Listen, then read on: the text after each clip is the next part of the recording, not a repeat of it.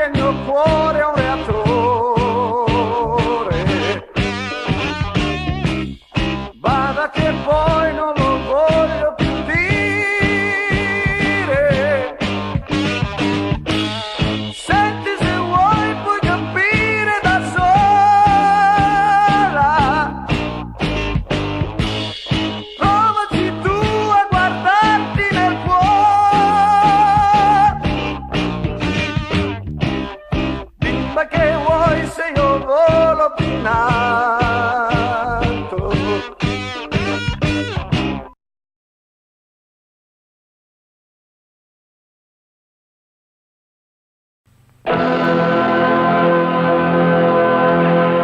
In 1968, George Romero brought us Night of the Living Dead. It became the classic horror film of its time. Not that room, not that room! Now, George Romero brings us the most intensely shocking motion picture experience for all times. It gets up and kills. The people it kills get up and kill. This situation must be controlled before it's too late.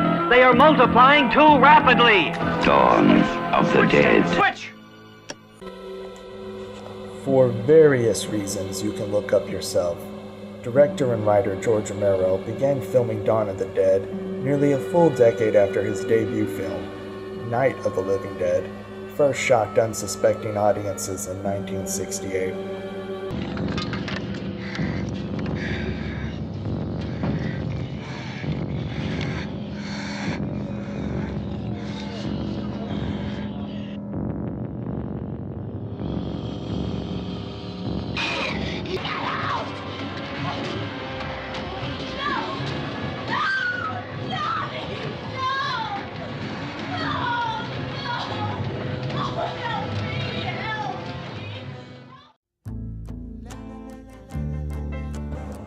Now, the average moviegoer of the late 1960s had been groomed on some quality horror films from the likes of Alfred Hitchcock and Roger Corman, but they were just not prepared for the visceral realism of Night of the Living Dead at all.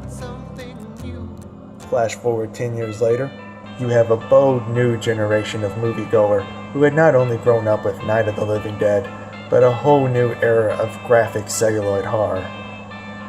Romero knew there was no way he could match the impact of his first movie, and if he was going to make any sort of mark with his return to the Living Dead franchise, it would have to be on artistic merit.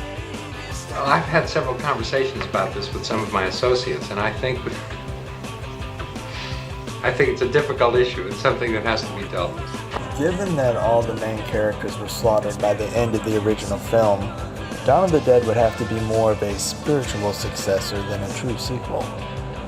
Yeah, they're dead. They're all messed up. In order to be more relevant to the audiences of the time, Dawn also unfolds in a contemporary late 70s setting. Therefore, the only linear connection between the two films is the continuity of the crisis itself. It is the same unexplained zombie plague. Shoot it, man.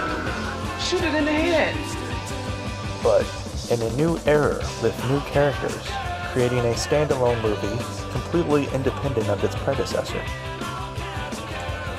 Despite being a low-budget production, this is not a small film by any means. The first act alone uses an impressive number of locations to create the impression of a world fallen into chaos.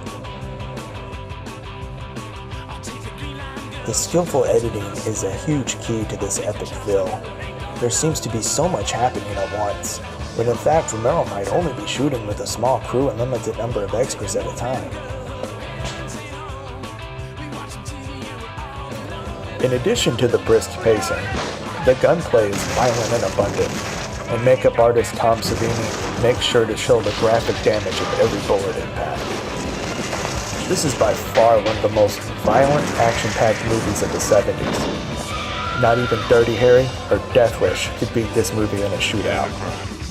One, the only person who could ever miss with this gun would be the sucker with the threat to buy it. The sheer amount of live performed mayhem on screen is really something to bear, and the all-knowing God's Eye View editing makes it all possible.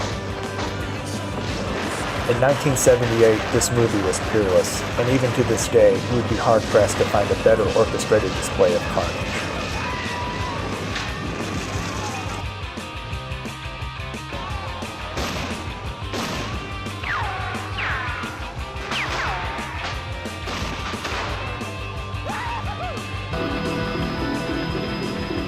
What the hell is it? Looks like a shopping center, one of those big indoor malls. However, it isn't just the wild action that struck a chord with audiences. Going back as far as Roger Ebert in his initial review, people have noted the film's not-so-subtle satirical edge regarding the use of zombies in a mall setting. But is that really why this movie was such an international hit that inspired the original zombie boom, and to this day remains a popular cult classic? They're still here. They're after us. They know we're still in here. They're after the place. They don't know why. They just remember. Remember that they want to be in here. One has to admit, the undead shambling through the mall and later pressing themselves against the entrances is a profound image. Yet, here we are, 40 years later, and the mall is an endangered species, an artifact of nostalgia, a symbol of better times even. When the last mall closes its doors, how will future generations view this time capsule? They will certainly find it fascinating to see how people of the bygone generation spent their time. But the movie itself is not really about the evils of shopping malls in particular, but rather the timeless human struggle with materialism. We don't really judge these characters for taking the mall. After all, we've seen their struggle. We empathize with it. Once we are no longer living on the edge, what else is there for us to do? Who doesn't want to be safe, own nice things, play cards, play video games, eat good food, and not have to constantly think about death all the time?